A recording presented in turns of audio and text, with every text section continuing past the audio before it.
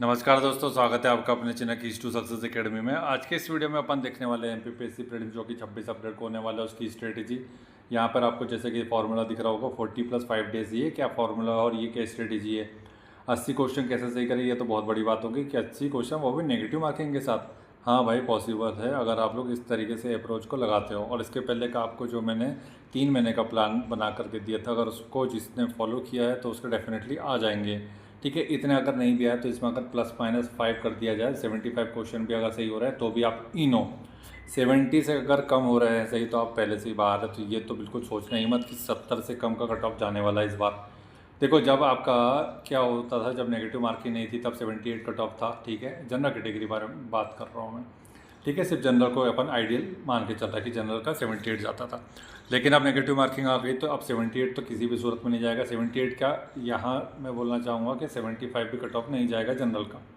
ठीक है, तो क्या जाएगा, वो जाएगा भाई आपका मैक्सिमम, ये मान के चलो 70 to 75 से ज़्यादा कट ऑफ नहीं जाएगा, किसी भी हाल में नहीं जाने वाला। इससे ज़्यादा तो कट ऑफ जनरल का नहीं जाएगा। फिर उसमें से 2-2 3-3 नंबर कम आप करते चले जाइए ओबीसी के लिए, ईडब्ल्यूएस और अपना पे SC ST जो भी है ना, सबका कम कर लो तो ठीक है। तो ये मान के चलो जो SC ST कैटेगरी का मान के चलो वो 65 से 70 क्वेश्चन सही करेंगे तो हो जाएगा सिलेक्शन। और ओबीसी वाले और जनरल वाले 70 से 75 मान के चलो, इतना तो टारगेट करो। लेकिन अपन ये सब नहीं बोल रहे, अपन बोल रहे हैं 80 क्वेश्चन ज़्यादा लेके चलो, थोड़ा कम हो गया तो फिर भी सेफ रहोगे। लेकिन अगर 70-75 ही लेके चलोगे तो कुछ नहीं हो पाएगा। अगर वहाँ पे ह्यूमन एरर तो आपको पता है हो ही जाता है। जब 100 क्वेश्चन करते थे तब तो 20 क्वेश्चन का ह्यूमन एरर हो ही जाता था ना। तो भाई 80 में से 80 तो आते नहीं थे ना आप लोग के, 75 आते थे, 78 आते थे, 77 आते थे। ठीक है, तो फिर अभी कैसे मान के चल रहे हो कि तुम्हारा एग्जैक्ट तुम 70 के 70 क्वेश्चन सही करके आ गए, नहीं हो पाएगा ये सब। तो ओनली एस्पिरेंट जो सीरियस है वही देखेंगे, और बाकी जो टाइम पास करने वाले वो बिल्कुल ना देखें, क्योंकि आपके पास की नहीं है यहाँ पर। ठीक है, तो चलिए आज का स्ट्रेटजी का वीडियो देख लेते हैं कि भैया आपको क्या करना चाहिए।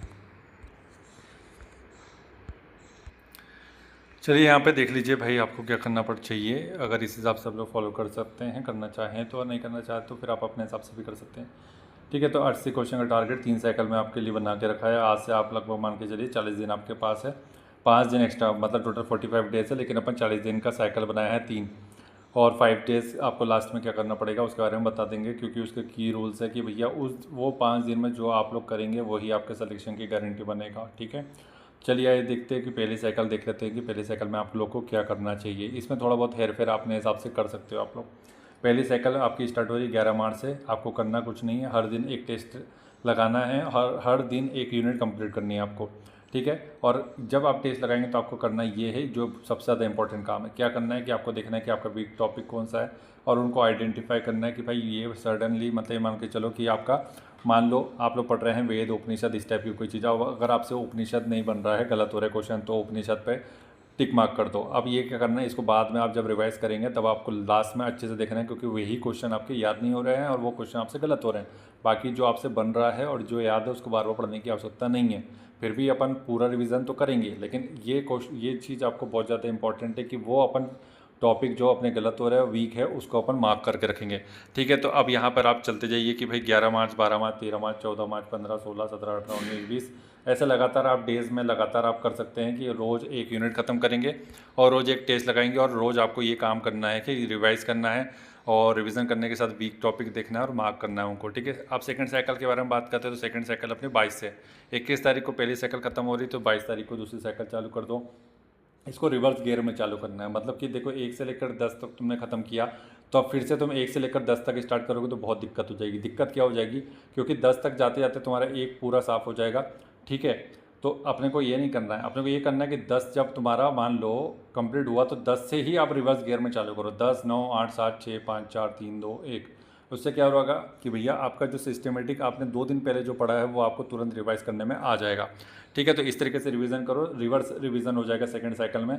तो 10 से लेकर के 1 यूनिट तक जाएंगे, रोज़ एक टेस्ट लगाना है, रोज़ एक दिन में 1 यूनिट कंप्लीट करनी है। तो आप ये सोच रहे हो कि एक दिन में 1 यूनिट कहाँ होती है, हो जाती है भाई, अगर आपने शॉर्ट नोट बनाया है तो। और अगर मोटी मोटी 200-300 पेज की किताब से पढ़ते हैं तो फिर तो नहीं हो पाएगा, एक एक यूनिट एक दिन में ख़त्म नहीं हो पाएगी।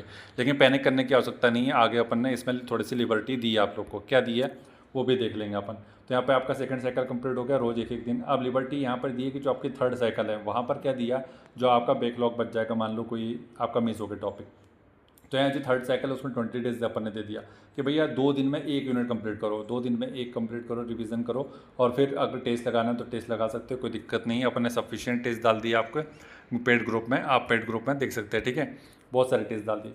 और बात कर लेते हैं, और अगर किसी को लगता है कि भाई हम पेड ग्रुप के नहीं हैं तो हमें अलग से टेस्ट दे सकते हैं, कि आप तो आपको 150 टेस्ट मिल जाएंगे मात्र 100 रुपये में, लेना है तो ले सकते हैं, कोई दिक्कत नहीं है उसमें, सभी कोचिंग के मिल जाएंगे उसमें। तो 1 और 2 का आपको करना है, हर 2 दिन में आपको 1 यूनिट करनी है, ठीक है। फिर 3 और 4 अप्रैल को करेंगे 2, फिर सेकंड यूनिट पे, थर्ड यूनिट 4, 5, 6, 7, 8, 9, 10, ऐसे 2-2 दिन आप लोग दे देंगे तो क्या होगा, 20 अप्रैल तक आपका ये क्या हो जाएगा, थर्ड टाइम रिवीजन हो जाएगा आपका। और लास्ट साइकिल में अपन हर एक यूनिट को 2 दिन दे रहे हैं, क्यों दे रहे हैं, क्योंकि आपका अच्छे से इत्मीनान से हो जाए, ठीक है। यहाँ हो गया रिवीजन, हो गया टेस्ट, हो गया sufficient, more than sufficient test हो जाएंगे आपके।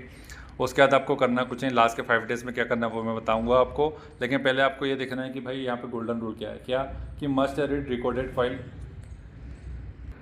तो आपको गोल्डन रूल जरूर देखना चाहिए, क्या वो क्या है कि भाई must read the decoded file और स्टार्टिंग रिवीजन, मतलब जब भी आप रिवीजन स्टार्ट करेंगे उसके पहले आपको डिकोडेड फाइल जो दी गई है अपने ग्रुप में, पेड ग्रुप में है, वो आप लोग को देखना ही। उसके बाद ये आप लोग तैयार करेंगे, अच्छे से अपनी रिवीजन करेंगे, क्योंकि ये आपके 5 साल के है, ठीक है, और ये आपको बढ़ दिलाएंगे बाकी लोगों से जिन्होंने ये पेड फाइल नहीं ली है।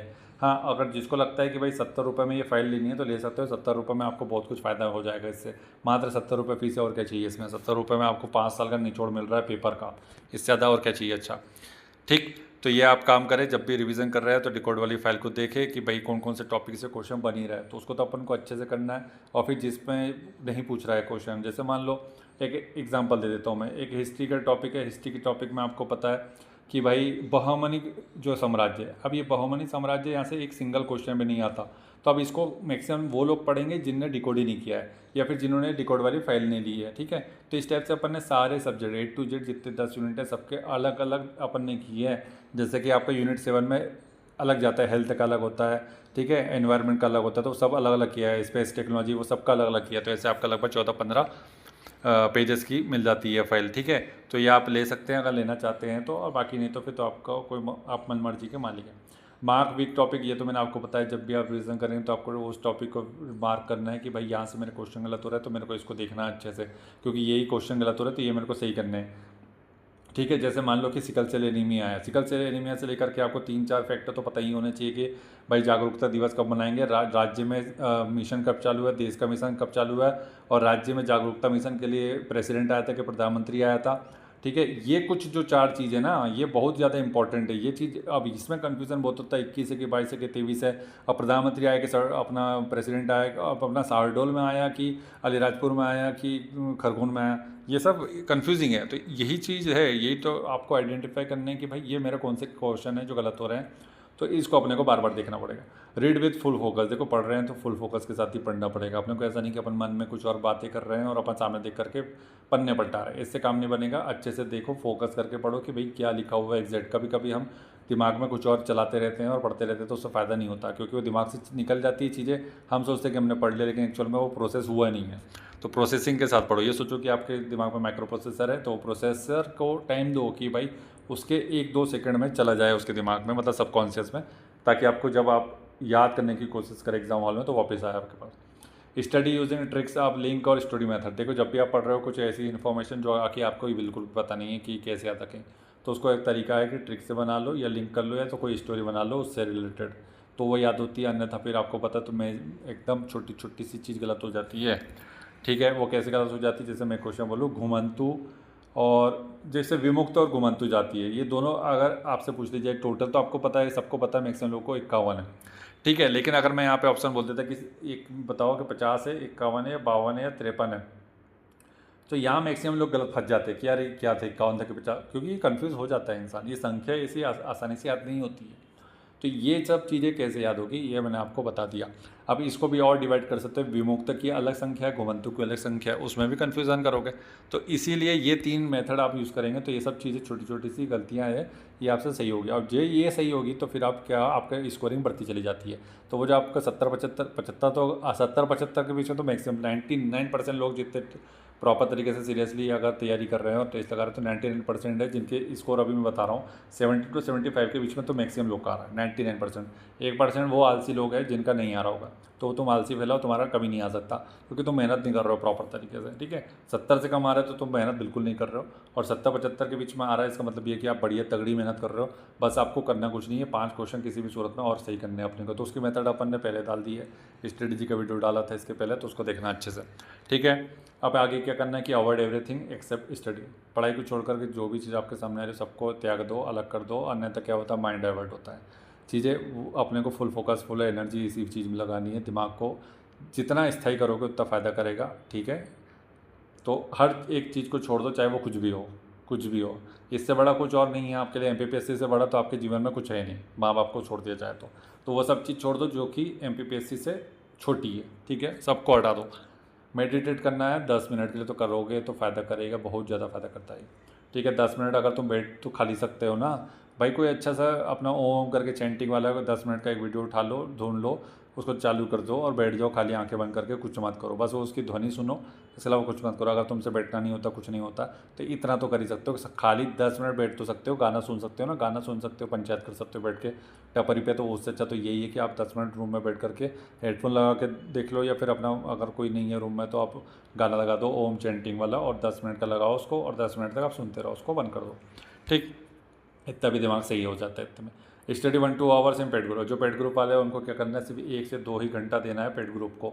आप ज़्यादा समय मत दो, क्योंकि आपने कंटेंट डालना बंद कर दिया। जो कंटेंट डाला है मोर देन सफिशिएंट है, मैक्सिमम क्वेश्चन वहाँ से आ गए, क्योंकि वहाँ से अपन ने पूरे जितने पेपर हुए 1990 से 2023 तक जो MPPSC वो तो कवर हुआ ही हुआ है।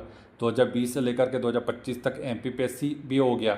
उसके अलावा MPPSC जो असिस्टेंट प्रोफेसर लेकर दुनिया भर के 50 प्रकार के एग्जाम कराता वो भी करा दिया। और क्या करवाया अपन ने, BPSC, UPSC, GPSC, CGPSC से लेकर के सारी चीज़ें करवा दी आसपास के 2025 में जितने पेपर हुए।